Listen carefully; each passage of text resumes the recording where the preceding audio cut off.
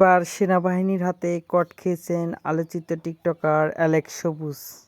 এ বিষয়ে সেনাবাহিনী বলেন, অ্যালেক্স সবুজ তার দলবল নিয়ে সেই রাস্তাটি ব্লক করে মাতাল হয়ে টিকটক করতেছিল।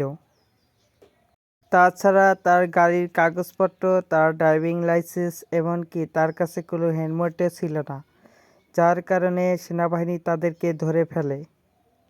সেনাবাহিনী ধরে ফেললে তাদেরকে তারা বিভিন্নভাবে বোঝানোর চেষ্টা করে এবং সেনাবাহিনী বলে আইন সবার জন্য সমান, সেই জন্য তাদেরকে কান ধরে উঠবস করা এবং শাস্তি হিসাবে 7 বার বুক ডাউন দিতে বলে। টিকটকার অ্যালেক্স সবুজ বিভিন্ন সামাজিক মাধ্যমে অ্যাক্টিভ এবং সেনাবাহিনীও তাদেরকে চিনে ফেলেছে, যার কারণে সেনাবাহিনী তাদেরকে একটু কম শাস্তির আওতায় নিয়ে এসেছে এবং এই ভিডিওটা সেনাবাহিনী করে তাদেরকে সবাইকে মেসেজ দেওয়ার চেষ্টা করেছে যে আইন সবার জন্য সমান। এই জিনিসটা অবশ্যই আমার ভালো লেগেছে। আপনার কেমন লেগেছে অবশ্যই কমেন্ট করে জানাবেন।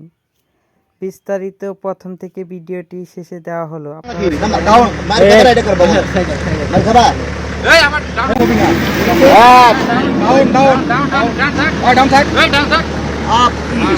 Up,